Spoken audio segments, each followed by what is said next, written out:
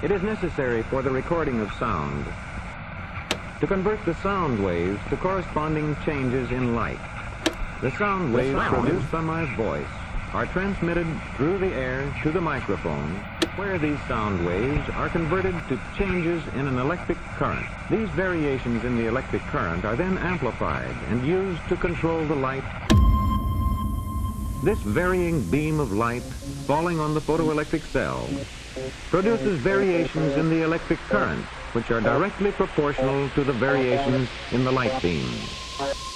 The sound track.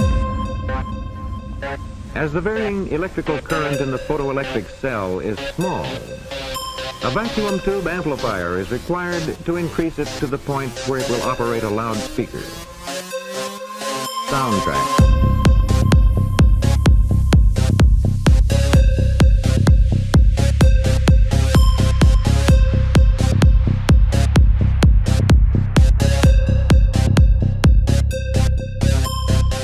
Welcome to the Occult Rejects. In this episode, I cannot be happier to finally actually get to this topic, but I can't be happier to be doing this episode with these two amazing guests slash co-hosts, whatever you want to call them. I got Teresa co-hosting with me, one of the usual suspects from the spiritual Gangsters. What is up, Teresa? Not much. How are you tonight? Very good, very good. I'm very happy to, like I said, to be finally be covering this topic, really. And you know, if you really think about it, before we get to JJ, who is the guest, I think, believe it or not, if I'm correct, I think it was this and two other cults that I had come across and wanted to cover, believe it or not, since around the time me and Lux broke up.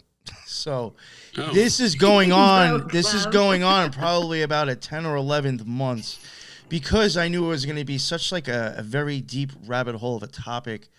It was just like I knew it was going to be a lot of work, and I was just like, let me push it off. And I ended up finding other things that I was way more interested in. And one day, JJ Vance texts me. He texts me on the phone, and like, you sent me something, and I'm like looking at it, and I'm like, why does this picture look so damn familiar? And I'm like, let me go look up this cult that I remember I wanted to cover with Teresa. And I look it up. I'm like, yo, it's the same exact fucking compound.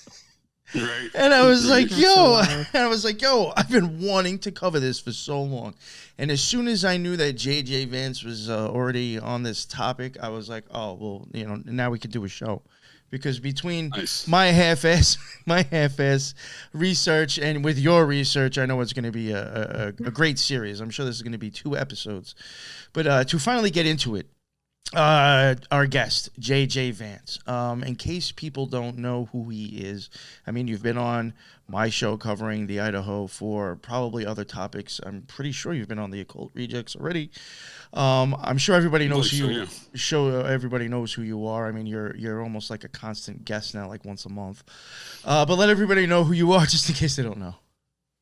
Howdy, folks. JJ Vance. Nick, appreciate the invite back. I do enjoy joining you for these conversations. You have always have some great insight within the occult world of things that I'm unfamiliar with, and I think it's a strong counterpoint to a lot of the more police-style investigatory kind of private detective. That's kind of my background, so that's kind of where I focus on things, as if I was a private detective or some sort of investigator. So I don't necessarily look at some of the occult stuff or understand every aspect of it. I generally kind of rely on folks such as yourself who have more of an expertise in that to help educate me in some of those things. And Teresa, great joining you here. I think it's the first time you and I have been on a guest here on Nick's show, so together at the same time. Sure, maybe. Yeah, I believe so. Yeah. I feel like we have if we haven't. That's how familiar I am with you. Nice. So she's probably heard you so much on the show. That's why. I feel like I know you already, JJ. Oh, perfect. Yeah, like I was saying to y'all before the show, I enjoy your all's clown world. That's a weekly thing I enjoy tuning into. So keep up the good work there. Thank you. Appreciate I'm the host of Operation GCD podcast, and that's a garbage can dude. That's myself. I'm a garbage can dude. I live in a garbage can world, and I like to mash together comedy and conspiracy theory, and I cover things such as parapolitical topics, cults like we're discussing today. Specifically, one of my wheelhouses is ancient alien cargo cults, which is, again, what we're discussing today. It's one of the things, as a former ancient alien cargo cultist myself, I grew up in the Mormon church. So I'm technically a cult escapee myself, and I enjoy looking at all these different cult groups that share similar theology.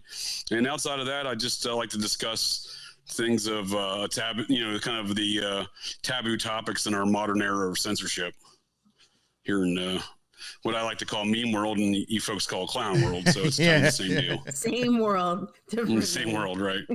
Exactly. Yeah, thanks for the invite. Looking forward to the conversation. Yes, and you've done some really good work. I mean, besides not just trying to plug my show, but I mean, if you're into true crime, the Idaho 4, me, him, and Ron, I think we did a killer series with that, and we're still going to be continuing it. I mean, and he has done plenty of like great stuff on his show, like especially like smiley face killers and stuff like that. Definitely go check out his channel. He has some really, my opinion, really good research. And that's why I love having you on, my man, because you don't have to just my opinion, you don't have to really go fact check this, man. Like, please do though. But he's not pulling shit out of his ass. He really isn't. So that's why I like having him on, because I know he's not just making up shit that sounds good. Right. He actually does the work. And this might be a good topic to really drive that point home, because some of this stuff today we're going to be discussing is sounds like it should be made up, right? Like, you literally can't make this shit up. Yeah. Especially, I mean, with some of I'm sure at some point you'll get there, but even, bringing up Wesley Snipes, I'm like, what the fuck? Like, how did we get there? You know what I'm saying? So, we'll eventually probably be bringing him up, and you'll be like, what? Very weird. Weird shit. Very weird stuff. And Wesley Snipes, Jay-Z might be another character that makes an appearance in today's discussion. Some, these type of characters that are very prominent characters within the world of pop culture, if you will. For sure. But so now, I guess getting into how did you even really? Believe it or not, I'll admit it. I really don't listen to podcasts anymore. And at night, sometimes I'll go onto YouTube and I'll look up neither true crime or maybe stuff on occultism or specific specific shit. And somehow, I guess maybe a show that I had watched once that came up as a suggestion, and I saw this, and I was like, this sounds interesting. And I put it on, and I heard some black racist occultist, and I was like, oh, this has definitely got my attention. That was basically what it was like. Says about you, I'm not sure. No, well, again, think about how far it was, how far back that I'm talking about this. That at that time, the white man was the devil again. You know what I'm saying? So I was like, finally somebody covering a black racist, so. Right. But whatever. So that caught my attention, and I started looking into it, and I was like, wow, this is really crazy. So that's the cheesy way that I actually came across it, was from another show. But I was interested on how you actually came across this, and what made you start digging into this. Yeah, that's a great question, because it's a good point you make, Nick, because to my knowledge, I don't listen to a ton of different podcasts or go out there looking for new podcasts. However, I do feel like this topic is largely unreported, largely undiscussed, and it's still very much territory that is uncharted, for that matter, as far as understanding it. And I guess the way I really came across it is this specific cult we're discussing today, the New Waban Nation, is a ancient alien cargo cult, mound cult with ancient Egyptian beliefs. So I was really it was really during my mound research. I'm very much a mound person. Oh, yeah, I think you might have been texting me about mounds and actually sent me this. And I think that's what blew my mind, because I don't think I had any idea, even in all the notes I told you I had on it, I don't think I had anything about mounds in there. So when you, so that blew me away. I was like, oh, okay. Yeah, that's one of the core principles of their theology of this cult, was they were the Moorish mound builders, the Africans that came to America, thousands of years ago. These folks were allegedly descendants of that group, or carrying on their philosophies of that group. And as a result of that, they claimed ownership of building, descendants of the mound builders in the area of Georgia where they set up shop. And that was probably really what my initial, what cued me initially. And then again, it just got crazier That's from there, right? wild. Like, because then all of a sudden they got a big pyramid, they got a sphinx on their compound. They're talking ancient alien cargo cult stuff. I'm like, wow, this is really my wheelhouse of cults right here. Not to get off on the topic though, but like, I mean, that does sound very. I was thinking about it earlier actually, and I was like, if you think about the whole UFO alien type esque to it, and then now you talking about the mounds, but I was even having the thought before. I was like, this seems very Mormon-like ish in a way. Oh yeah, no, there's definitely a lot of similarities and correlations for sure. I think I have kind of came across some things, but I think you were the one who really got me onto the whole thing with them and mounds too. I never knew the Mormons were really huge into mounds. Oh, big time. Yeah, that's where the Book of Mormon came from, allegedly. It was golden plates buried in a mound in upstate New York, around Batavia, New York, up there between like kind of Syracuse and Rochester. Yeah. Regions. Again, just like this, really, if you think about it with this episode, or this situation, I mean, again, I'm like, why does it have to come back to New York? Because this guy, Brooklyn, New York. I'm like, Yeah, and the Catskills too, I think. Yeah, kind of that whole Hudson River Valley. This was kind of a prominent cult through that whole region. I mean, the cult leader himself kind of went through numerous iterations before escaping New York and going to Georgia to set up in the compound down there. So, and I think, and speaking of Wesley Snipes, I feel like he's a very integral member in that whole storyline, because it's largely, I think it was the result of the cult leader Dwight York of this New Waban Nation meeting up and teaming up with Wesley Snipes as a financier and member of the cult that really brought the cult to its grandiose compound that no longer exists, but existed for a few years in northern Georgia, central Georgia. This is circa 1998 to 2002. I believe they completely tore it down in 2004.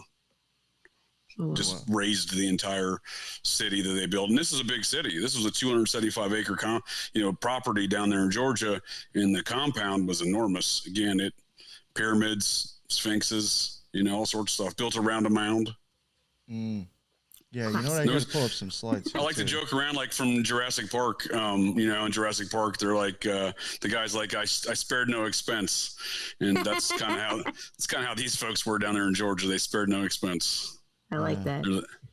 And that is Dwight York himself, if I think. There he is. You can see all the ancient Egyptian iconography going on there with the dog-headed fellow to the left of him there in the photo. And then I don't know, what do you think? There's some Shriners symbolism there on the fez? I'm glad you even brought that up yourself, because like I was gonna say, like the hats, I mean, it's very interesting. You have a lot of different symbolism going on here. You do, in my opinion, that's very much the same Shriner symbol. And then you have a hexagram in the middle of it. And then on his head, people can't probably see it that well, but that is a hexagram on the top of his head. It's the same one that's on those Shriner-looking hats. And then, like, that could even be now, like, is that the infinity symbol? Or is that an 8? But I mean, I'm glad you said that. I just saw that myself. I was like, yeah, I recognize that symbol. That's what Jeffrey Epstein used to sign his signature on it when he got out of prison. That symbol. Right. I think it's a heavy. I mean, I don't know enough background. Maybe Nick, you do. I feel like that's a heavily used magical symbol amongst some organizations in our modern era. Well, it is the symbol above the magician's head on tarot. Oh, interesting. So yeah, and I have said myself, not to get too far into it, I'm just going to say this. I do think when it comes to the eyes, that could possibly be showing the unyoking of the eyes as well, which is part of having a magical experience.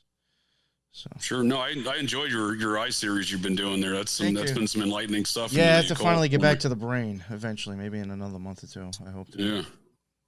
So in this dog fellow here to the left, is that Anubis? Is that what we're looking could at? Be. I mean, I'd probably have to see more. I mean, that could be Anubis. That could be possibly Horus on the other side.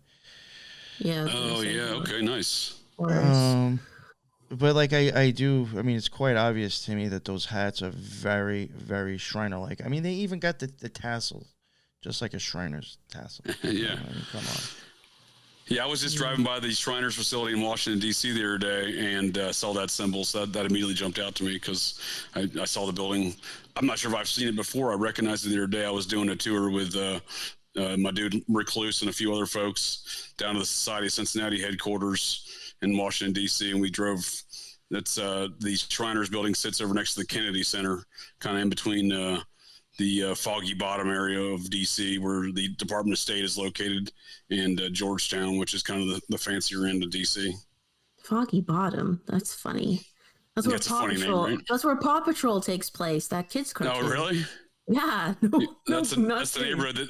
That's the neighborhood the Department of State's headquartered in D.C. Oh my God, Paw Patrol's Occult undercover.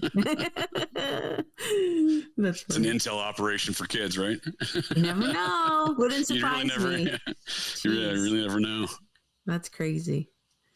And then we hear, I guess, I mean, if we want to kind of take it back from as far as I know, like, again, he did start in Brooklyn, kind of, and this is, and I checked recently, and if it's still, I do think it's still there.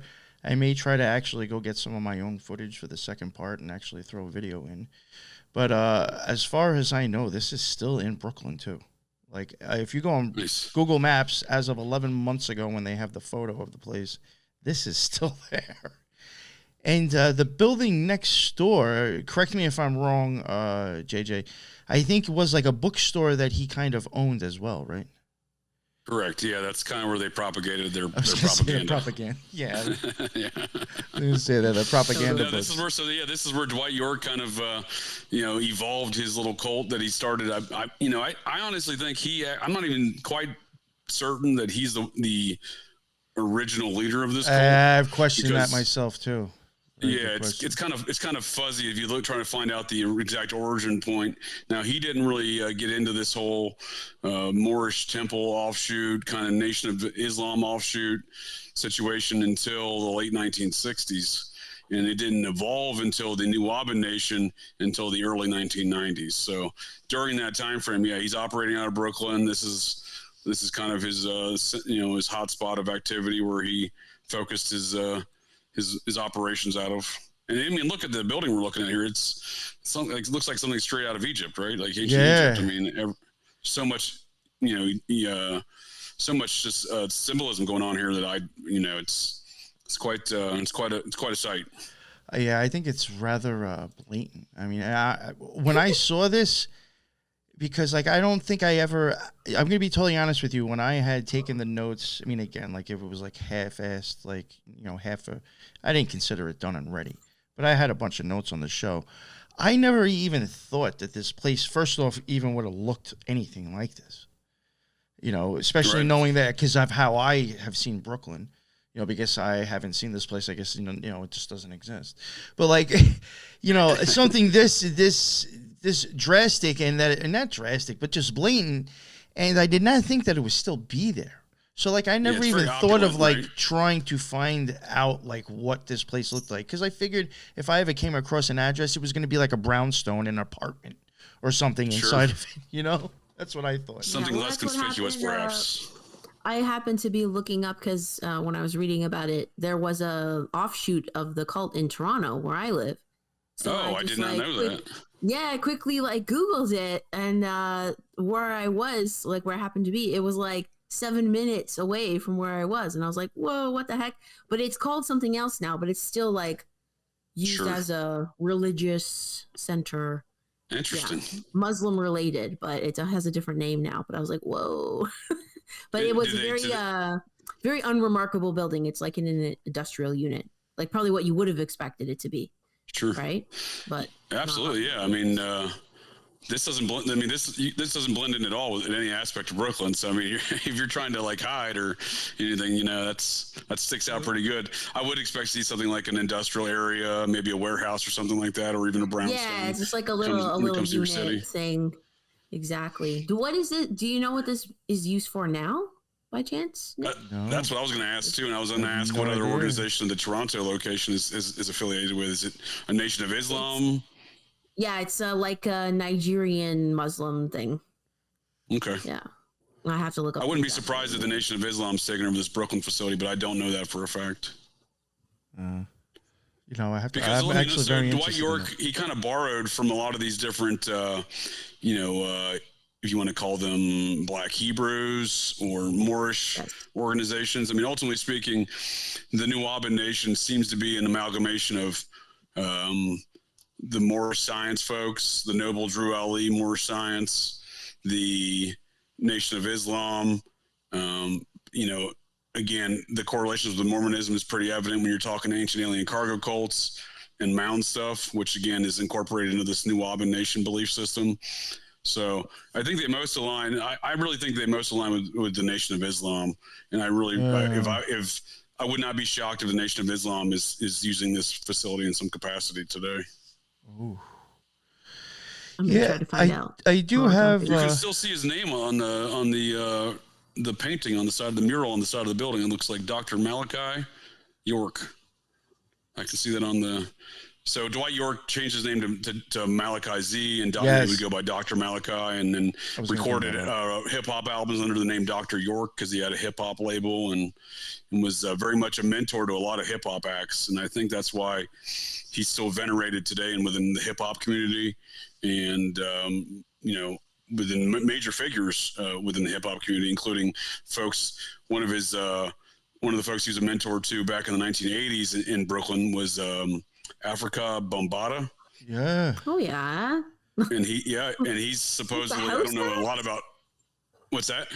It's like I think there's house music too.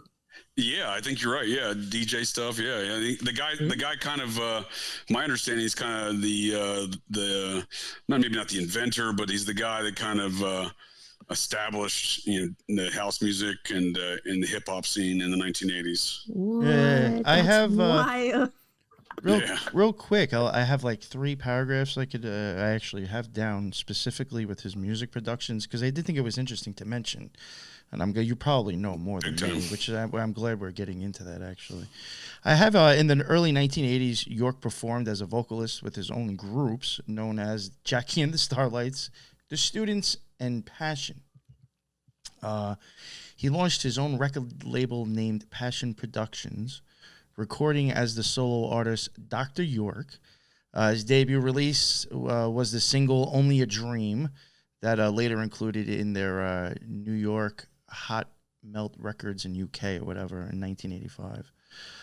Dr. York and the Passion Productions were advertised in the May 4th, 1985 issue of Billboard magazine. Oh wow. Yeah. Later, York formed York Records, releasing the music of several successful artists within the genre, within R&B and hip hop, gospel, and others.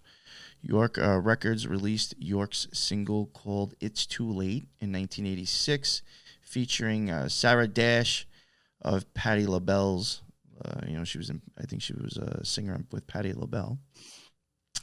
In 1988, well, so that's kind of the old school R&B. Yeah. Yeah. In 1988, York Records released "He's Coming" by Doc McKenzie and the Highlights. And also in 1988, he released Kenny and Petite's "What Is He to You?" I don't know who those people are. Petite went on to become the early 90s group Ex-Girlfriend, featuring Stacey Francis from X Factor and TV1's R&B Drive, Los Angeles. That's interesting. Did you say there was a UK publishing company involved in that? Yes. I did not know that they went across the pond too, huh? Yeah, let me find where that Wild, right? Yeah, I mean, I think that's a great way these cults market things is through music, and especially within this sort of Nation of Islam, Black Hebrew, Moorish science kind of area of these cults. Because he's not the only one. I mean, Africa Bombada, he actually started his own cult, and actually went the same way as Dwight York as far as apparently raping young men. And that actually just got out a few years ago, I believe, in some major musical forums and magazines.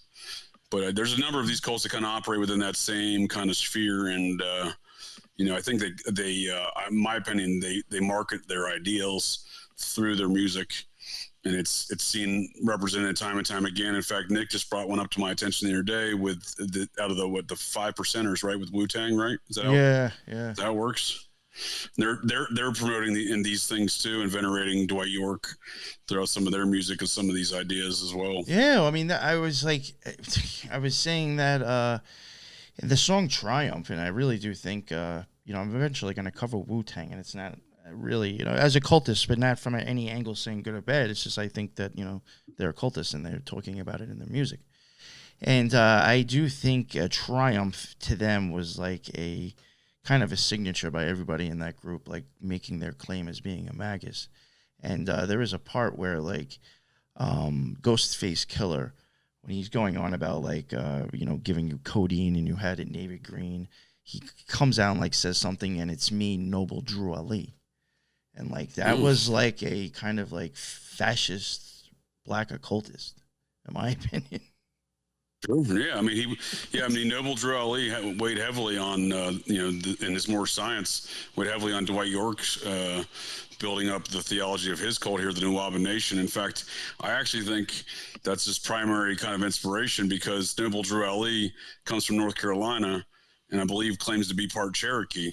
Well, just lo and behold, years later, Dwight York here, a.k.a. Malachi Z, and whatever other names he wants to give himself, he sets up shop in Cherokee Nation around a mound. And again, the Cherokee are another group that have an origin story surrounding a mound that still exists today in Cherokee, North Carolina. But I think that's a good indicator of these actions later by Dwight York is a good indicator of how much he was paying homage to Noble Drew Ali within, the whole setting up in Cherokee territory around a mound. And again, Noble Drew Ali, that's allegedly, that's his kind of his history and ancestry. Yeah, there was at some point, even in the notes that I had, I know when I got into like a little bit of like, I guess like his influences, like it was known that like he I think, was openly admitted to being inspired by that guy. Oh, for sure. Yeah, and that's interesting though. Wu-Tang is out there paying homage to that fella, because again, I think a lot of these cultists, again, so within the nation, so this kind of Nuwaubian Nation, the early onset of the cult, at least in the late 1960s, that's at the same time Nation of Islam. Granted, that's more in like Chicago, but it had a presence in New York, and that's when Nation of Islam is kind of forming their early onset of their organization as well. Again, their major center was in Chicago, but they operate in New York. And one of those individuals within the music industry who operated in New York, moving from Chicago at that time, was a fellow by the name of Sun Ra. And this is another individual within the same kind of black Moorish science kind of theology and philosophies that he incorporated into his music and his poetry. And he, I think, that countercultural scene in the late 1960s in New York, these guys all would have crossed paths, be it, Sun Ra, be it Dwight York. Another character would have been, and he's a white fella. So part of the Moorish science, the Noble Drew Ali theology, apparently Celtic folk could join, because the Celts and the Moors have some sort of ancient shared pasts and ancestry, according to Noble Drew Ali. So there was a white fella by the name of, I have a hard time with names as it is, especially when these people operate by so many different names. But you know what's weird? I don't want to go off on a total different tangent, but it's just like, Celtic. I mean, I don't know if that starts like maybe kind of getting in with like Odin style stuff. But I don't think it's far off. Yeah, and all right, this is my opinion. I've been saying this kind of on other stuff that I've been doing.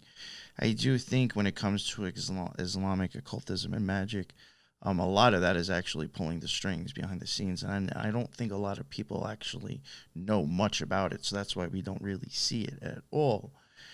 And oh crap, where was I going with that? I don't know. But something with is I do think wherever I was going with that, I do think Islamic magic though is like hugely influenced on like what's even going on now. We talking Sufism? That I do think to an extent. I think it's used to kind of almost give like I would almost put it like almost like Nazi magic, where it's giving you a false perception of reality. You mean like with current events, like in the Middle East? Yeah. Yeah, or just in general. You know, and that is I like that idea. I mean, that kind of makes sense to me. And to me, that's like almost way my research. You can almost start throwing the curved sword in there on the Shriner's hat. You know, that would be an Islamic type sword for the times. Oh, that's a good point. You know, think about that. It's not a straight sword. Yeah. Nope. It's curved. I mean, that's what their swords were like back then.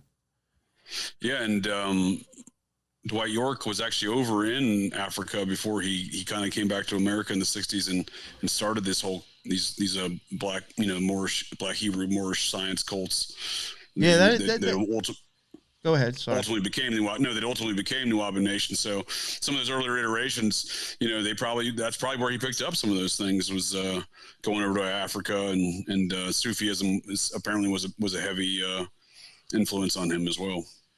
Yeah. Well, the thing that struck me so much about this cult was just the mishmash of influences, right?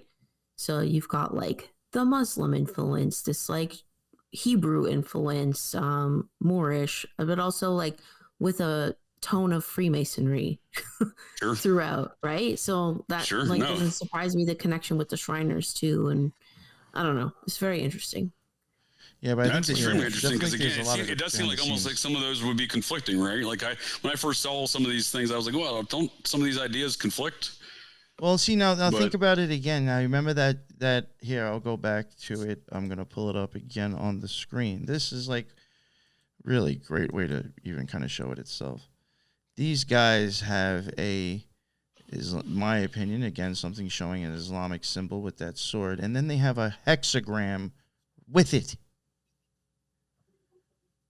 These are occult symbols. Yeah. Well, yeah, how do those reconcile together? Because it's occult symbology. No, I know. But but that's what I'm saying. People should, what's going, especially what's going on now. Right here. Should be telling you what the fuck is up. No, I'm sorry to interrupt you there, Nick. Yeah, I mean, what were you saying? I'm just saying, just with those two symbols right there, how it can be used together to mean an occult symbol or occult meaning should tell you, what might really be going on right now, or what's behind the strings with it, And that's a good point. And to kind of go back to this whole Sufism, Freemasonry kind of concepts being mashed together. I mean, isn't that what the Knights Templar did? Supposedly they went over to the Middle East, teamed up with the Sufi hashish assassins, and kind of mashed together some of their philosophies, brought those back to Europe, and eventually these are the things that produce Freemasonry, right? That's how the story goes. Of course, as you pointed out before, Nick, these we're looking at are kind of from the public view, into the secret society, and they probably have a lot of stuff internally to their organizations that aren't public, right? That's the way I look at it, at least. We're getting the watered down public version of some of these concepts and ideas and philosophies, and there may be a lot more behind the scenes or occulted between these organizations that it makes a lot more sense that they work together and they share a lot of the same philosophies. For example, besides just the Templar and the Sufis, I was just reading this note. Christian mysticism, yeah. Sorry about that. I didn't mean to interrupt you. No, and this is even part of the reasons why I've even been saying some of the things I've said is exactly what Lisa's saying, and she's been covering this stuff with me. There's times where you see that a lot of this stuff were all kind of intertwined, and they were speaking the same language to each other. They just had different symbolisms, different ways, but they all understood that a letter had a numeric value. True. All these, they were, people back in the day, if you wanted to translate something from one language to the next, they actually used numerology or gematria to actually make the conversion. Oh, interesting. That's how important numbers were. So, when you see that, this type of style of occultism or alchemy or whatever you want to start calling it is, not really touched upon, but is so blatant. Once you start getting into occultism and symbolism and magic, you have to start wondering, are people naive and dumb to this for a reason? Is it a little bit more prevalent than we actually ever thought it was? Yeah, and that's the kind of the long-winded thing I was getting at. Thanks for bringing that point up, Nick, because there was a fella there in the 1960s and late 1960s in New York, countercultural figure who started a newspaper, Ishmael Reed. Ishmael Reed's famously quoted as saying, "The history of the world is warfare between secret societies." So, I mean, I think that's to the point of what you're just saying there. I like that. Yo, for real. I like That's that. good. One thing I do want to, and I know we said it before, it's just something I do want to kind of like just make sure and reiterate. I think this may have started again like in Brooklyn. Eventually, it does get to Georgia, and we will get to that. It did start in Brooklyn. Was that like in the 1980s? But I know prior to that, I think from the 60s and on, this guy had like definitely had multiple like different little cults, and like even had different beliefs, and pretty much like whatever was like getting people to listen, he was almost going with.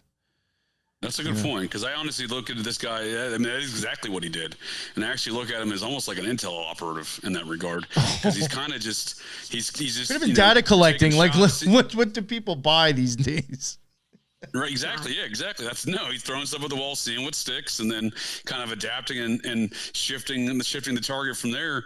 And that, you're right, from the 60s to the 80s, that's exactly what he's doing. He's got these different organizations, different iterations of this cult where he's the leader. He's naming himself. He's changing his name numerous times during these years. Right, he's going by different names. Exactly. But he to me screams of almost like an intelligence operative, and the FBI has an extensive file on this guy dating back many years. He was definitely being tracked by the FBI. He was being looked at for everything from extortion, welfare fraud, faking passports. I mean, so doing a lot of kind of spooky type of activity, right? Yeah. Real quick, I just want to and this kind of even ties into bookstore, which I guarantee you at the time, that's pretty much what this bookstore was used for. It does say like, and now when he first kind of started this thing out in Brooklyn, it was kind of based on, this is what I have, pseudo-Islamic themes and Judaism. In my opinion, there is. Later, he developed a theme derived from kind of like ancient Egypt, and he kind of mixed ideas from black nationalism, cryptozoology, Christianity. Then you got like UFO stuff in there, and then like almost like New Age and like almost, he kind of almost had like conspiracy theories, in my opinion, kind of mixed into all his crap. So like that was like really weird. Like he kind of like went to like, I think more of like I'd say a little bit more straightforward, and then like kind of branched out. And I even do think like, again, this was like almost to kind of cast a wider net for like whatever, I hate to say it, but like easy pickings, you know what I'm saying? Sure. And but he did end up like, according to where I got the stuff from, Dwight York authored or edited under various like pen names, but he had over like 450 pamphlets too. Yeah. So like, besides, sure, yeah. I very think prolific writer, right? Yeah, I mean, that's not an easy undertaking. Yo, do you ever wonder, like, again, like, kind of like you were saying even before, let's say if, like, you are just, like, throwing stuff against the wall and seeing if it sticks. I mean, unless you're, like, maybe really good at what you're doing, or you got money to blow on it. Now, if, let's say you were being funded to do that. Yep. Do you think that if that was the case, that he actually wrote all those pamphlets and other people did and just put it under him? No, that's a great point. I've actually thought that myself. Because, yeah, like, sure. if you do think about possible. the amount of stuff that he wrote in the time that he did, I mean, come on. That is Right. a lot. I think a lot of the women in the cult did a lot of that kind of work for him, actually. Oh, Like Sure. running like the day-to-day. And then I was reading that, they were teaching the men that they could have 4 different types of wives. One of which that's very was Mormon. like, right? one of which was like an encyclopedia wife, like she's the smart one, and she like just knows everything. Interesting. So probably got like her to write a bunch of pamphlets for him or something. Yeah, That makes a lot of sense to me. Yeah, I could see that going on. yeah. Yeah, I mean, because that's kind of the thrust of any good cult leader, right? They're gonna manipulate their cult members, right? So to do their bidding. So that sounds like a great way to do Dwight York's bidding, is have other folks within this cult write these things. Yeah. Oh, you know, and you know, you do mention about him going to Egypt. He did that at like the age of 7 too, as well. Like very young, yeah. So, I mean, who knows? Yeah, I see so many correlations between this guy. Well, that's a good point too. That's a good point too. You know, part of the mythos of who Dwight York is. You know. You got to build a good background to be a good cult leader. Just ask L. Ron Hubbard. I mean, that guy's notorious for doing those kind of things. Keith Raniere too. Keith Raniere, there you go. That's I want to get totally. Swan's another one. Totally off the topic, but I mean, I think it does. Well, it's actually not that far off the topic, Nick, because there's a lot of crossover between Scientology and this organization, because the New Nation's kind of a Nation of Islam offshoot. Nation of Islam are Scientologists today, and in fact, alleged members of New Nation went and later joined NXIVM. I'm talking about Jay-Z, for example. Oh, I was going to go with Dave Chappelle. I was going to say not to get too far off the topic. Well, but like even you're right. And think about this. He is a Nation of Islam member. You're right. He also Eddie Murphy went away for a long time and disappeared. What do you think he might have been doing when he went away for a while and just supposedly fell off the planet of the Earth? Well, he went to Africa. Dave Chappelle. I know, but like, how do you know? Like, he was, you know, who knows what he was doing then that time? I know he's been living up in Yellow Springs, Ohio since at least 2003, because I saw him at a Best Buy in Beaver Creek, Ohio in 2003, which is like kind of the next town over. I mean, but you know, very much farmland. You could have been like studying up in that region. You know how much you could have learned in 7 years without anything bothering you? Yeah. And he lives on a farm there in Yellow Springs. So that's where he's opening up his new comedy club there in Ohio. And it'd be a great location to go hit some books, go into the farm and educate himself in whatever occult teachings he wishes to undertake. But yeah, I think there's a lot of these characters. Eddie Murphy very well could be a member of the Nation of Islam. I mean, so I don't know if he is for sure, but just to note a funny thing, he was in a movie that premiered, I think, earlier this year or like last winter, called You People on Netflix, and he did play like a father role who was like a Farrakhan like apologist, basically. Interesting. Yeah, so I mean, he played the character. I don't know if that like has truth to it, but it's interesting. Yeah. No, I think there's a lot of these kind of folks. One of the people in Hollywood that surprised me years ago to learn that he was the master of ceremonies for the winter festival that Scientology puts on there in Hollywood. They shut down the streets too. Like, it's not a Christmas festival, but they have, you know, Christmas theme, but they call it like a winter festival or something. It was Keenan Ivory Wayans. And I looked further into that. And I was like, oh, well, he came from a different ancient alien cargo cult of Jehovah's Witnesses. So it kind of makes sense. He just switched ancient alien cargo cults and went to Scientology or Nation of Islam for that matter, right? So, yeah, I think there's a lot of that. But speaking to about Jay-Z, and his mentor, a fellow by the name of, I believe, Jazz O, was definitely a member of New Nation. Like, that's confirmed. And as far as the crossovers to NXIVM, besides just the Scientology kind of connections there through the Nation of Islam, Jay-Z got into a lot of legal trouble with NXIVM's in-house counsel, who just happens to be one of Bill Clinton's best friends, back around 2008 or 2009, circa around those times. So it's almost like the New Nation gets shut down in 2004. Maybe he needed a new ancient alien cargo cult to go jump to, and maybe he went to NXIVM. Who knows? That is wild. I'm gonna show some more slides of just this Brooklyn place, and then maybe if you don't mind, JJ, maybe you can take us on to like what was the reason, I guess, from moving from Brooklyn to Georgia. No, actually, did he go from Brooklyn to upstate and then to Georgia? I believe so. Yes, that's what I'm saying. Like, they were operating in and around the same area as NXIVM at the same time, right? Like the early 1990s, Keith Raniere meets a financier who was a former Scientologist, and she kind of elevates him to this new. So Raniere is often referred to as the head of NXIVM, but like that's not like he had a whole team building him and financing him behind the scenes. And New York's the same way, right? So York, I think he very well could have met Wesley Snipes around that time, and Wesley Snipes became the power behind this cult is my opinion, and York is just the face, right? And again, Raniere is the same way. He's operating up there in at least what you folks in New York City call upstate. I'm not sure if I would necessarily refer to that as upstate, but the Albany, Hudson Valley region, right? Like that's upstate, right? That's for New York City folks. Is that what you all call upstate? What? I'm sorry, I was just thinking Hudson Valley. Oh yeah, that would be it. I mean, that's up. Like when I think upstate, I think like Batavia, where the Mormons came from, right? You know what I mean? Like where I'm familiar with the terminology of New York City, where folks call upstate like Westchester's upstate. I shit you not. I was just gonna say where I'm from on Long Island. Once you get like past the Bronx and get into Westchester, that's like upstate. Right. That's upstate. Right. Yeah, I'm familiar with that. I'm familiar with the geographical slang there from New York. That's so funny. Wow. Yeah, but no, you're right. That is where they went before they went to Georgia. And again, they're going up. They're operating out of the same exact geographical region as Raniere. At the same time, Raniere is being kind of hoisted into this powerful cult leader. And I think had New Waban Nation not been shut down in 2002 or so, roughly, when York was arrested. Again, the compound was later destroyed, I think, around 2004. But had that not occurred, I honestly think New Waban Nation would have been a powerful cult on the same level as NXIVM.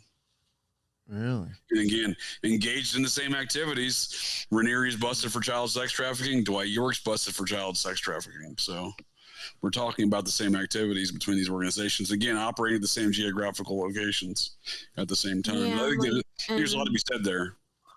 Oh, Yeah, that's true, right? Sorry, go ahead. Just an interesting fun fact, too, and I really, unfortunately, I'm not exactly sure who this person is, but when he did, return at one point when he went away to Egypt, when he came back home in 1973, he did declare that he was a direct descendant of the Sudanese Mahdi. Mm-hmm. York, that is, right? Yeah. Dwight York was thinking. I think he also later claimed to be an alien himself, or somehow half human, half alien. So the guy had some fantastical claims, which, to his credit, I mean, that's how you attract cult members, right? You got to have some fantastical stories.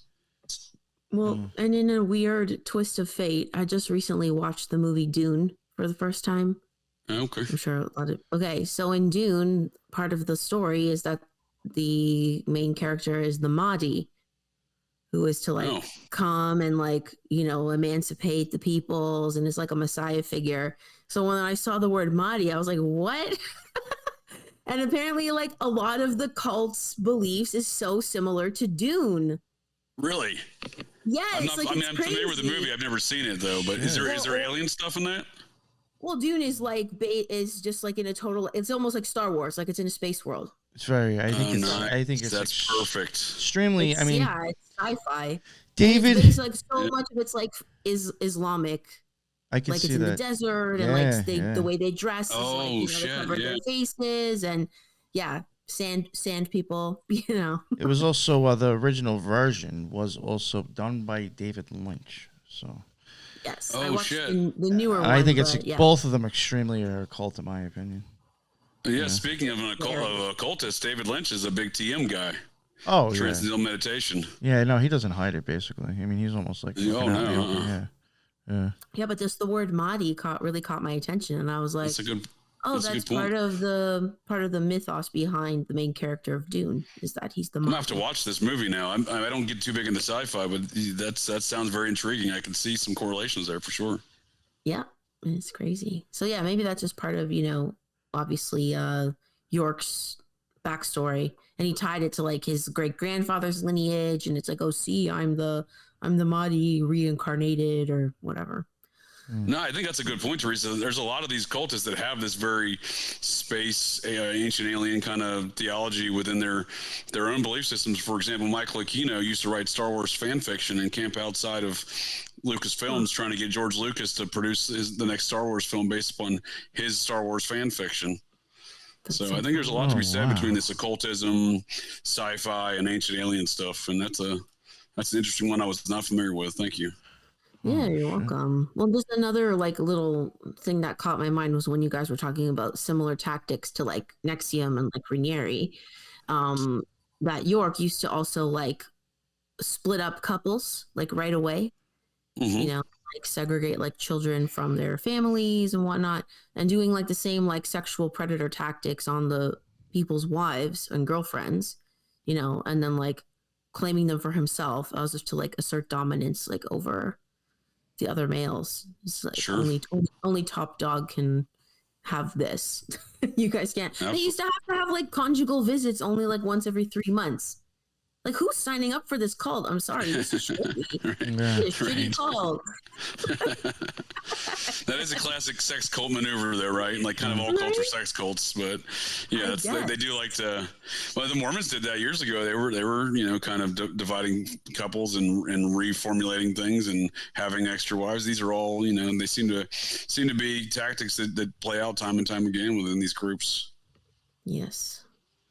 Yeah, you know, one thing too, that according to the FBI, when they started to look into them, they did start looking into them back in the mid-1980s for suspected arson, for harboring criminal fugitives, for welfare fraud. I think you had maybe mentioned that before. Mm-hmm, yep. Purchasing and stockpiling illegal weapons. And I guess from like their research or whatever they got out of it, when they were in Brooklyn, they claimed to have had probably around 500 members. And one ex-member claims that at one point there was a long, now I don't know, it says across North America. Could that be considering upstate and Georgia? There was a total of like maybe almost 3,000 followers. Yeah, that's some of the numbers I saw when they got down to Georgia was 3,000 to 5,000 were kind of the estimates. That's wild stuff. And they obviously recruited more folks kind of each location they went to, right? Like they sent out missionaries. Local population. Yeah, they sent out missionaries to Baltimore, Cleveland, and Atlanta, Virginia, Washington, D.C., and Philadelphia. Yeah. Yeah, and that Philadelphia one I think is interesting because that kind of crossed over with that other fellow that I was talking about, the Celtic fellow, the white fellow who was a Moorish science guy, Hakeem Bey. And again, I don't know what this is, but all these cult leaders within this kind of Moorish science thing are all, you know, be it Hakeem Bey, Africa Boombata, or Dwight York, they're all getting busted for diddling kids. Now I remember what I forgot before when I was talking about the Islamic stuff. I forgot the Celtic stuff. Nice. Now, you said you don't think it's like too far off from like the Odinism stuff. I see some similarities there for sure. Now, if in my opinion, you are starting to see some of that symbology in true crime, and in my opinion, it's quite blatant on the Q shaman. I mean, it's right on his chest.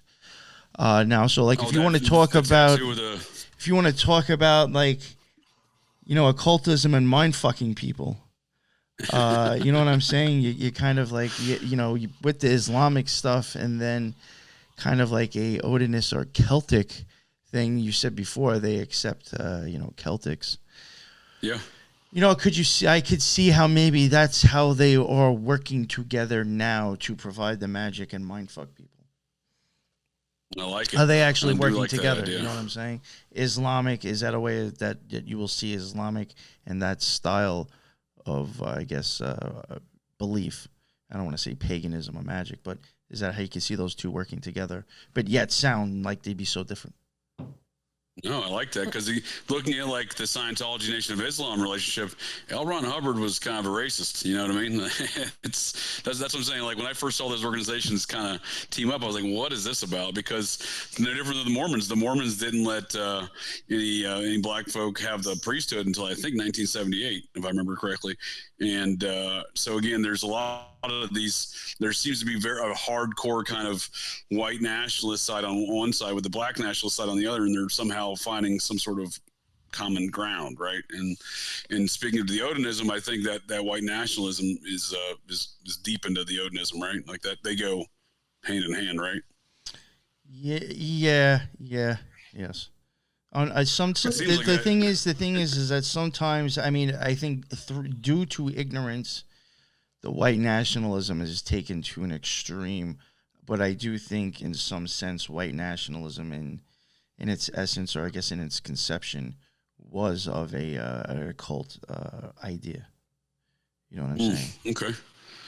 Yeah, every time I see like these Odin, like I've been looking at some of these Odinism things, be it just the most recent kind of, you know, Delphi, Indiana stuff, or other Odinism examples, relative like the Son of Sam stuff. Maury Terry was actually identifying Odinism within his investigations into the Son of Sam cult network.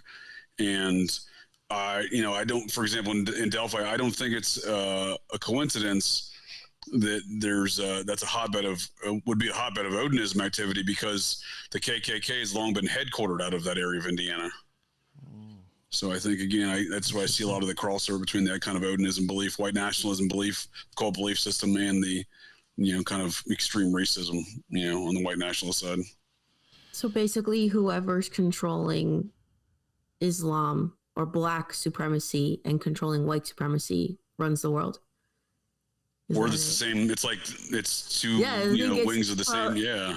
It might be the same group. Same thing. Yeah. I mean, that's what I'm saying. It kind of seems like it, right? When you have a Nation of Islam and a Scientology just teaming up together, like, that's kind of like, well, what if, like, behind the scenes, maybe these are just one thing, but their forward-facing public persona is, we're on this side of white nationalists, we're on this side of black nationalists, but really it's just like, it's a mind fuck, to use the next term.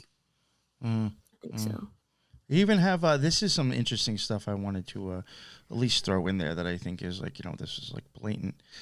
This is how in my opinion, you're getting these Shriner hats from. Eventually I'll get to it. I have like 2 paragraphs I want to read. Nice. There were 2 levels of membership in the in this thing out in Brooklyn. The majority of York's disciples were short-term associate members who wore the appropriate garments and symbols, read the scrolls, and participated in the Sunday afternoon question and answer class discussions. The more committed members would eventually move into local commune housed above or next door to the bookstore to work as peddlers and propagators on the streets. But the great majority of these Muslims or Hebrews or Moors, whatever they were calling themselves, would defect during the group's next convulsion as it morphed into a new spiritual phase. But at the core was a more loyal and intimate group of disciples. These were York's ministers or teachers, his propagators were missionaries, and his, I don't know how you properly say this, Muhajid, his bodyguards or security, basically had, for his wives and his concubines, kind of. But now within that like small order, it was held together pretty much by almost like in a Masonic way, and the male disciples belonged to the order of Melchizedek, and the females also were a part of the Eastern Star, which now is Freemasonry for women. Interesting. Yeah, based on highly disciplined hierarchical structures found in Freemasonry, the secret orders were a stable force of authority, kind of within his group. So like even like the people at the main court, I guess, that seems to be that they were definitely like even kind of tied to Freemasonry.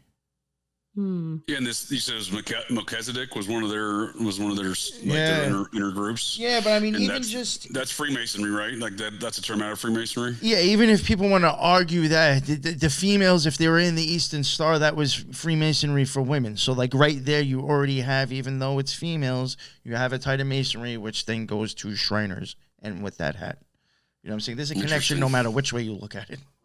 Sure. And that's a term the Mormons borrowed from Freemasonry as well, Melchizedek. Yeah. That's one of their priesthoods. Yes. Yeah. Yeah. In reference to some other, occult history or kind of lineage within the occult system, this figure here in the bookstore with I don't know what these things it's holding, this Egyptian fella here. Yeah. What do you call these little things? That is also seen with Dwight York in another photo. He's holding the yes, staffs. Yeah, I can't think of the names. Is that what that is? Is that an Ankh? The Ankh is like yeah, right no, there. Fuck. Oh, I'm not sure. I don't think that's what it is. So that goes back to Akhenaten, in my understanding. And one organization that loves Akhenaten is the Rosicrucians. If you can just decipher that by going to their museum out in San Jose, they're all about Akhenaten.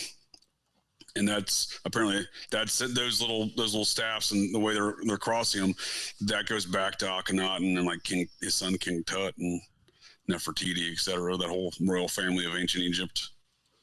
Well, and like Osiris is often depicted, holding the 2 items crossed, as well as Crowley himself. Yeah. Oh yeah, Kroll. Yeah, and again, he had a veneration for the ancient Egyptian pyramids too, right? He did some rituals within the Pyramid of Giza, right? Supposedly, yes, he did. He did do some workings there. Supposedly, I think if I remember correctly, I think he invoked Horus there. Oh, interesting. Yeah, and he claims the room turned like blue or some shit, or Rose, or his girl Rose might have been like the person co-signing that it turned blue, which then like that even makes you wonder: is that the whole Blue Rose thing in Twin Peaks that David Lynch goes on about, and you never figure out what the fuck he's talking about? That's an interesting thought. Yeah. But I think that's just a common principle across all of these different organizations, these occult organizations over time. I mean, if we're looking for a common place of why some of these organizations team up with one another, it seems like they have the same theology or philosophies. All come from the same place.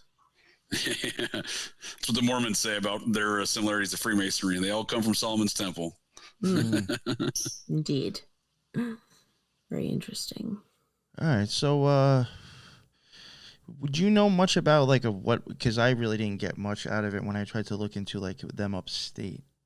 I mean, I don't know if as far as why Dwight York and the New Nation fled New York. Yeah, or why they even moved upstate and what they were doing up there. It seemed to be avoiding law enforcement investigations. So looking at on the FBI vault, they have some records on there. They used to. I presume they still do. Regarding Dwight York, and that's the kind of the library of public FBI records and stuff. You can go look on the FBI vault, and it seemed to be that characters within Dwight York's immediate sphere there in New York were getting busted for kid diddling. He's under investigation for all sorts of frauds, as you pointed out before, Nick. There was arson and immigration fraud and all sorts of things. So it seemed to be avoiding those investigations where he's why he's running away, right?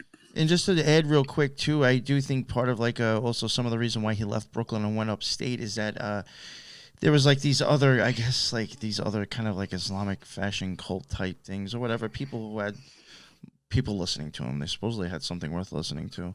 Were even actually starting to call this guy out as being like a bullshit scam artist. Oh, nice. So so like people were actually even starting to put out like I guess like if they have their own like little newsletters, their own little pamphlets, like they were even starting to say like this guy is like some cult shit, and this is like beyond like this isn't what he used to be. You know what I'm saying? This is beyond Islam. So what you're saying it's warfare between secret societies, just like Ishmael Reed said, right? There were definitely people shitting on him. Yeah, that's funny. Yeah. Well, I guess that's how they got informants to start working with the FBI to bust him. Really. Yeah, because people you're probably right. People became disillusioned with him. Obviously, he was even accused of being a plagiarist too. Even a journalist, William Osinki, and the Muslim, some Muslim person, Bilal Phillips, they even said that he was plagiarizing stuff. They said, I think they even said that he was like taking stuff from Zechariah Sitchin. Interesting. That's so funny. What a character, man. Yeah. Yep. That's even the charges like that were eventually brought for child trafficking. I wonder if like that's how they got most of their money to build these elaborate compounds and buildings. Because I'm sure, yeah. I guess, yeah, like the members I think had to give their money and possessions to the group when they joined. So I guess that is a fair amount of money, but that only goes so far. Sure. Because I feel like the trafficking would be like a very lucrative and like constant source of income. Because where do they get the money to do all that artwork in the middle of Brooklyn? Like that can't be cheap. Or the ancient, the Egyptian building that had to have been a pretty penny to construct, right? Yeah, and then the huge compound eventually that they got later on. I mean, where did all that money come from? No, I assume every cult traffics, right? They're trafficking in children. They're probably doing guns. Like Dwight York was suspected of stockpiling weapons, probably for the purpose of trafficking those weapons. And I think all these cults operate in a similar capacity: drugs, guns, and kids or humans. predominantly kids that are getting trafficked, it seems.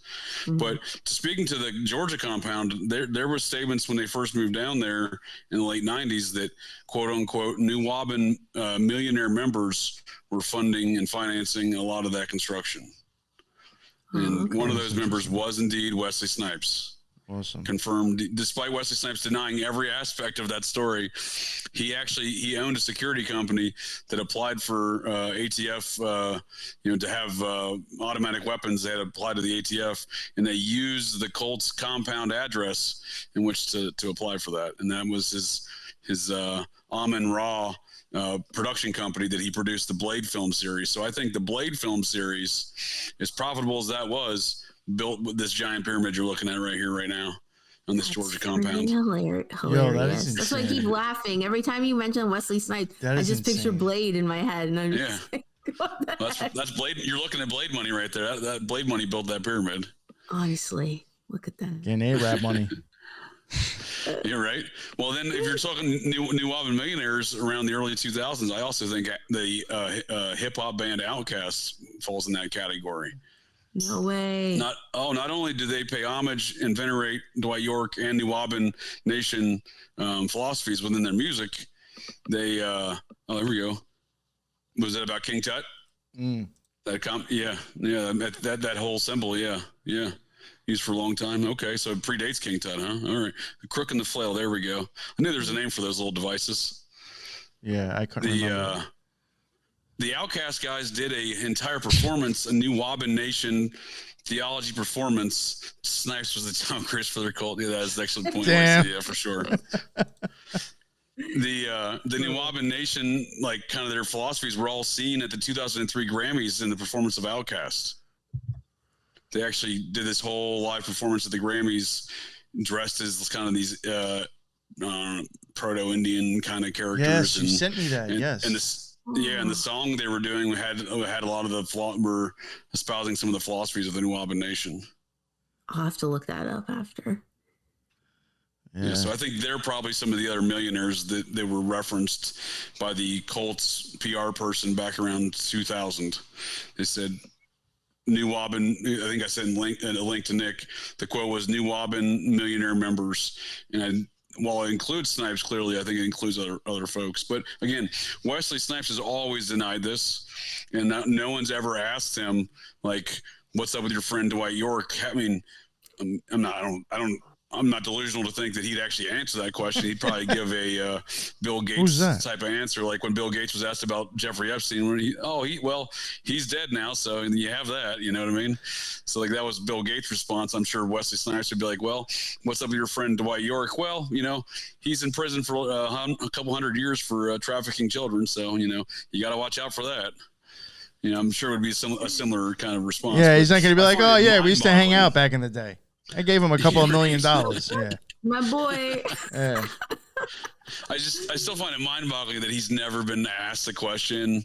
And again, so at the same time Dwight York goes down and this compound gets destroyed, that's when Wesley Snipes gets busted for tax evasion. So I think the feds went after York for the child sex trafficking, and they went after Snipes, the financier and kind of the power behind the cult, in my opinion, for tax evasion using kind of the Al Capone prosecution, where they couldn't get him for bootlegging Al Capone. They prosecuted him for tax evasion, right? The Department of Justice did.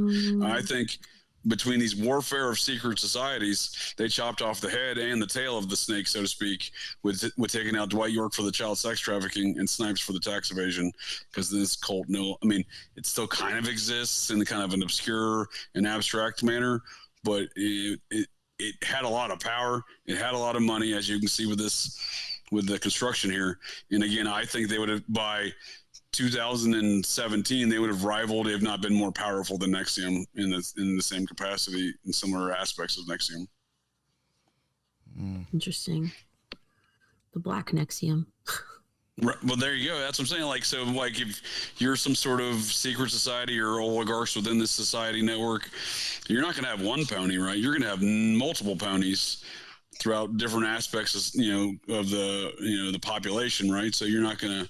I would expect to see a kind of a black kind of NXIVM, like you said there. Yeah, I mean wouldn't surprise me. That's how it went down, really.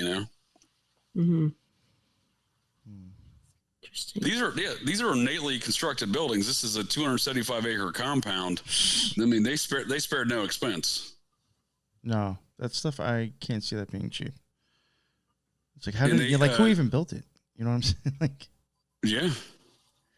No, and much like Scientology, how they took over Clearwater within the politics and the law enforcement, etc., or David Lynch's TM movement out there in Iowa, they basically own that town in Iowa between the politics and law enforcement. These folks down here in New Auburn Nation took over the politics and law enforcement of this area of Georgia. It kind of sits between Augusta and Atlanta, Georgia, halfway in between. So that's a very kind of key area to take over as well. And it's not, couldn't have been even, they're paying people off, they're buying people, I'm sure, in that process. So again, they're well financed from every aspect you look at it, and very powerful. Yeah, there's like another place that I actually thought about after the show. I'll talk to you. I actually thought maybe having you cover it with me eventually, because it was one of the other cults that I wanted to look into. And like when you start looking at the place, it was like something that dawned on me. I'm like, where the hell did you get the money to even build this fucking place? I get like you do have a bunch of people that are like handing over their life, but like I really don't think like that's all that's actually getting this done. I do think there was like funding from somewhere else, for sure. Yeah. The especially for like these gigantic pot, compounds, if you will, from the membership, that helps out, I'm sure, right? Yeah. That maybe keeps the lights on, right?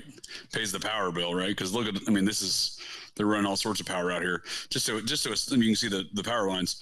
Just to set up all the electricity in that compound had to have been expensive. I used to, in my military career, I've been involved in.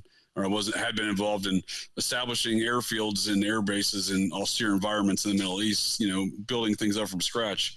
I was military police, so I was served as more of a security function in this process. However, I worked with civil engineers and got to see their processes and how much things cost as well. It's not cheap to go into the middle of nowhere like this cult was set up and establish all of these things, bring in power, bring in water, all sorts of things. Again, another good example would be the Rashish cult out of Oregon. Yeah, Oregon. Mm-hmm. They were that cult that I think they did on Netflix, The Wild Country. Was the documentary? Yeah, I think I did watch part the Rolls Royce driving cult of the Indian fella. You're not familiar with this, Teresa? No. Oh, this is a very very evil cult. They actually were carried out, I think, the largest biological weapons attack in U.S. history by poisoning people, politicians, etc., because they were trying to take over that area of Oregon. This is a very well-financed cult. They built an airfield. They had Rolls Royces. They had an enormous, compound similar to what not as ancient Egyptian themed, obviously, because it was a Indian fellow that was the head of that cult, but nonetheless, very well financed. And that's what I always look at when, like Nick was saying about the finances of these cults. That's what every time I see one of these cults, I'm like, who the hell is financing this? Because again, you can pass around the collection dish from the membership. That's only going to get you so much money, and that's only going to go so far. But to build an entire airfield in the middle of Oregon, that ain't cheap. To build this big bastard here, this pyramid and this Sphinx, that ain't cheap. And then again, you have all the power lines and everything, all the other utilities you're setting up. These are very well financed cults. What's interesting? Mind boggling to me. Like, even before, like now thinking about it, and it's something else. Someone else that they have questioned if he even ripped off. But like, I'm starting to wonder, like, if you're ripping off somebody, could it be that maybe you're actually maybe like kind of like the news, P. Pfizer is heavily funding them, so of course they're always going to speak nicely of them. You know what I'm saying? So like maybe if like this one kind of person or group is like funding them, maybe they'll like somehow kind of sneak some of their like stuff into their shit, maybe because they're being funded by them. And like one of the reasons why I'm even saying that is because like he had this thing called the 3 pillars of right knowledge, right wisdom, and right understanding. And a lot of people actually think, and it's kind of almost like people think it's based on African Bambata's 5th element of the Zulu nation. Oh, interesting. Or, you know, or people are saying, or maybe vice versa. Like, they're not sure which happened, the chicken or the egg, but, you know, there is like a lot of some of the things that Afrika Bambaataa has said about like spirituality and music. And what he said with, you know, the Fifth Element does kind of match a lot of stuff that that York was saying with, you know, that right knowledge, right wisdom, and right understanding. So then it's like, you know, I'm thinking like, you know, does that mean, you know, now technically you already mentioned that he's even worked with them. Now, does that mean that one was his mentor? That was Bambaataa's mentor was York. So like, did one like, is he really ripping off the same thing? Are they of the same thought, or like, you know, could maybe he have been actually like funding it and had like a little bit of his own of what to say inside of their literature that was supposed to be acknowledged? I like that idea. That you makes know, sense. I'll give you a pamphlet too.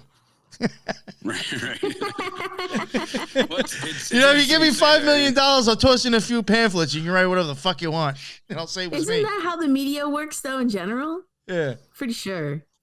Like even journalists, whoever owns the media, you know, conglomerate or publication or TV station, their view gets pushed a little bit along. Yeah, that's a good point. Like every commercial break on every news station brought to you by Pfizer, you know. Exactly. Well, in regard to that Hakeem Bey fella, he actually was operating for a while before he set up shop in Philadelphia. Again, he's the Celtic white Moorish science guy. He was operating out of the Mellon estate up there with Timothy Leary for a while. So as far as, you know, where some of the money could come from some of these things, or possibly intelligence connections as well, you know. So you have William Hitchcock Mellon, you know, basically pushing all the LSD stuff with Leary, but maybe he's actually putting some stuff into this whole Hakeem Bey white version of Moorish science, you know, as far as financing and putting through some of his ideas through that cult. So I think a lot of these things are very possible of where some of these ideas come from and who's behind them, you know? Yeah. It's just like interesting how, like, you know, he's like associated with people that got money for sure. You know what I'm saying? No, I totally agree with you. I like that idea for sure. Yeah, that, you know, I think, you know, I look at people like Dwight York or, you know, Raniere or any one of these characters, and I think that's the face of the organization. That's the person that's being propped up as the leader, but that by no means do they actually wield the power within their cult. Like I think there's hidden hands and dark money, for example. Yeah, for sure. Was there anything I was thinking? Maybe in the next episode, I do have a little bit more kind of like going into like some of their occult, I guess, practices, or like, you know, getting into like their garbs and like how they had specific things for this and that, and a couple other things. I'm thinking maybe leave that for the next episode because I do have a decent amount on that actually. Is there anything that maybe you think, JJ, that you would like to maybe add to what we've already talked about, or something that you would like to add before we end it? Well, I certainly like to hear more about the occult philosophies here and some of their with the New Nation.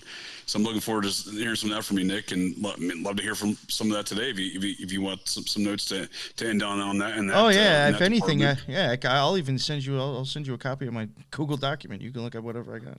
Oh, nice. Yeah. I think when, you know, you see like Dwight York go to prison, Wesley Snipes go to prison, and the compound get destroyed, I think a lot of people want to believe that this organization doesn't exist anymore. But they, according to even media reports in Georgia from, you know, around circa 2008 or 2009, so, you know, 4 and 5 years after the compound was destroyed, there are still New Wabian people involved in politics, living in the area, you know. So it's a carry on. It's a, you know, the cult may end, the cult leader may go to prison, but the ideas of the congregation who follow the ideas continue on in that area. And, you know, these all seem like very pernicious organizations that aren't really good for society in any regard. They don't really add a lot of value to people's lives. In fact, they in large part destroy people's lives. And I think it's weird to me when I see these, even like nothing really ends these ideas, right? Like it just continues on. Like there's really, it's like in perpetuity. Like there's really no end to these things. So like I could honestly see another version of this erupting at some point in time in the future. You know, maybe not in the exact same location, but like, you know, you bring somebody else in there, you bring another Wesley Snipes character in there with money, you know, or an Outcast, you know, because again, I don't know that they're still recording albums or anything. I do believe that they're still around. Like I just saw one of the Outcast guys on Thursday Night Football last week. Oh, that was an interesting note on Boombada.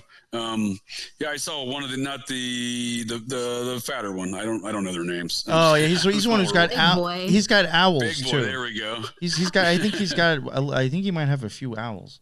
So I do find that interesting. Okay, because he was performing at the Ravens-Bengals game last Thursday night. And I just happened to catch a clip of that on social media or whatnot.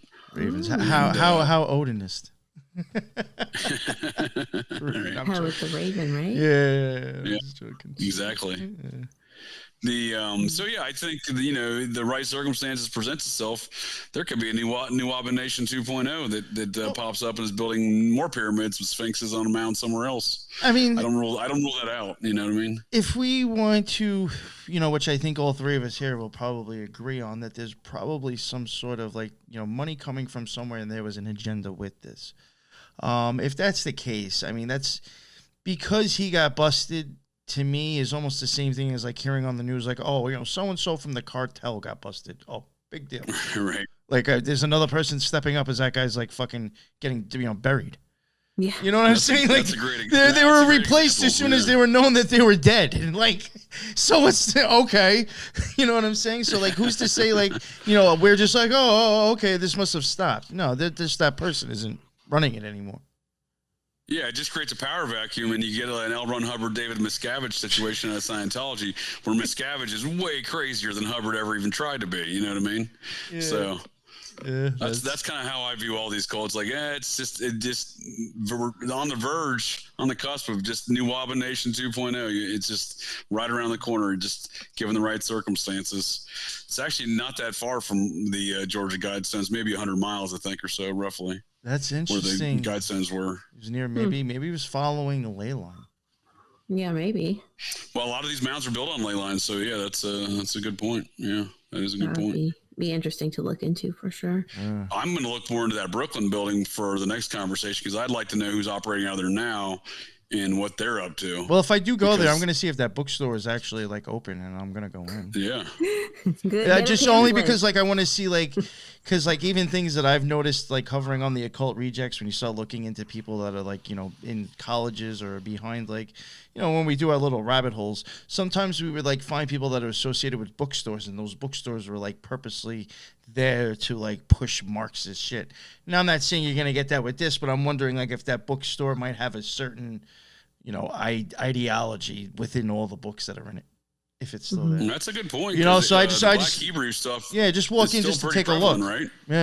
Yeah, just to get an idea of like, is there a theme to this bookstore? If it's still a bookstore, or is it all just random books? But if it's still open, I'm wondering if there's going to be like a theme, kind of maybe, or a specialty maybe section that might kind of fit this shit still.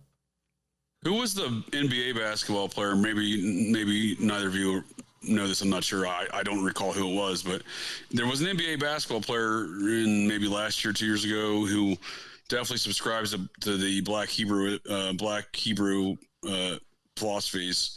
I don't know if he calls himself a Black Hebrew, but I almost want to say he was a member of the Brooklyn Nets, if I'm not mistaken. Maybe Kyrie Irving. Might have been Kyrie Irving. Well, he's big into a lot of conspiratorial thinking, so it could be him. He's very outspoken. He talked about like flat Earth, like in the press. Oh, okay. Yeah, that was the same guy. Yeah, it was Kyrie Irving. Okay. Yeah, that's the guy I was thinking of. Was he Brooklyn Net?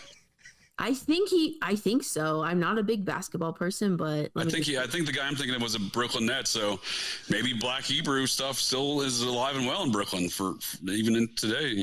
I was gonna say Larry Bird because he was a Celtic. No, and he was number 33, honestly, too. It is Kyrie, and he's jersey number 11. Oh, perfect. Yeah. The wildest thing, oh my God, just totally random aside.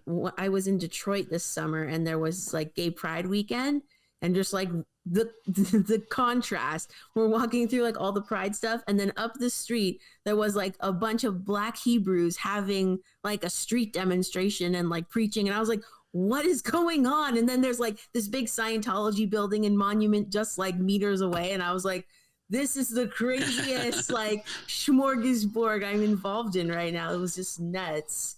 Yeah, that's a wild confluence of activity, right? Yeah, I was like, what's going on? I'm like saying Hail Marys. I'm like, oh God, what's happening right now? It was too funny. But just a random thought. Sorry to like end. No, go ahead. And this is total speculation, obviously. But we covered on Clown World like the last couple of weeks about Eric Adams, the mayor of New York, like being funded by the Turkish government.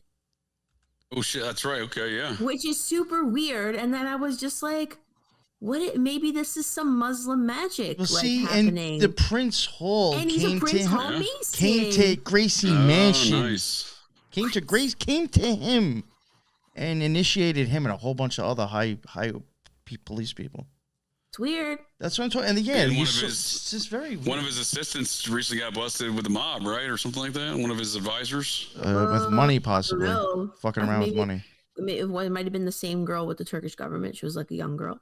Oh, I don't know. This was a male advisor or staffer he had. He got charged with connections to one of the mob families. Yeah. He's under indictment right now. This is what I'm saying. When it comes to New York, I think it might be, for people in New York, but national news, like I've said before, between him and Hochul, the amount of people that have actually gotten caught for doing shady shit around them is like ridiculous. Like it really is. And it's like how are we just like, yeah. They get caught, but nothing happens. Oh, they just made a wrong pick. Some of them are people. Some of them are people that they like replaced. They replaced people with this person, and they got caught. Like, come on! Someone else that got busted for something. Fucking Fredo. Go. God, what's his name? Nice. Italian guy. Yeah. Oh, Cuomo. Yes. Fredo. My mom was like obsessed with him because we're Italian. I was like, Mom. I actually think he was part of NXIVM, quite honestly. I think I'm not saying all members of I'm not saying everyone who has nipple piercings are members of a sex cult. I'm just saying if you're in a sex cult, you probably have nipple piercings. And it correlates. Yeah. And his attorney general, because he was the attorney general, then he became governor. His attorney general Schneiderman. If you look at the contents of the complaints of the women that sexual harassment complaints he had, those were his NXIVM sex slaves. If you were to apply it in the same context of NXIVM sex slaves, because once you become that higher level of NXIVM, you got your own little sex slave harem.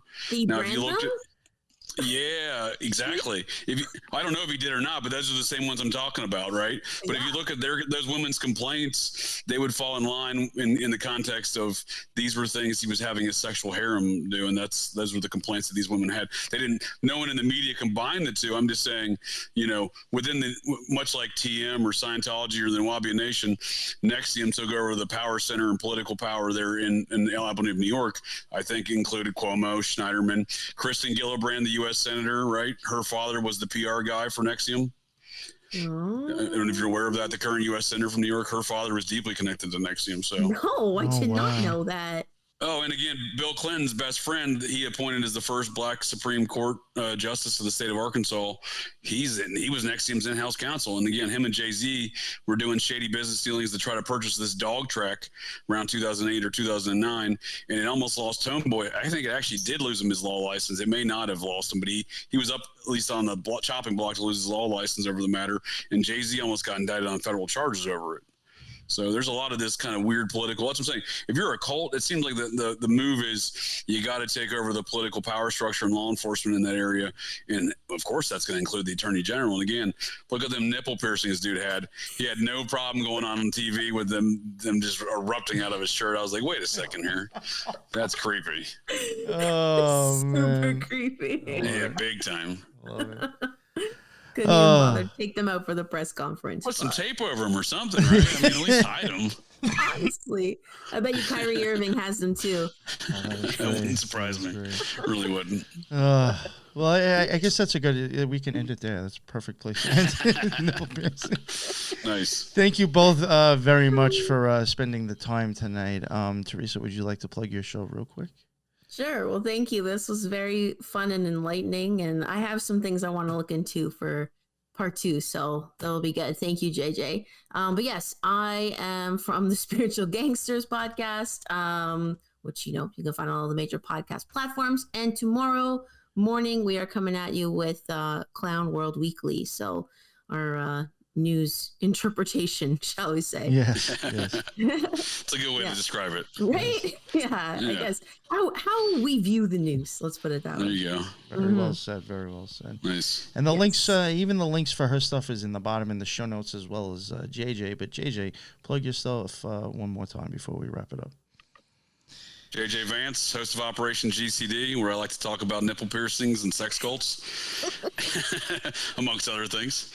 Thanks for the invite, Nick. I enjoyed the conversation. Teresa, great conversation. Again, I think this is the first time we got to share the airwaves here together, and I enjoyed every minute of it here. It's a good conversation we had today on ancient alien cargo cults and around mounds in Georgia, and I look forward to diving into this topic again in the future. Yes, definitely. Oh, and that was another thing too. And the next one, maybe we'll actually get into a little bit of the UFO stuff too. So yeah. Oh, great. Yeah.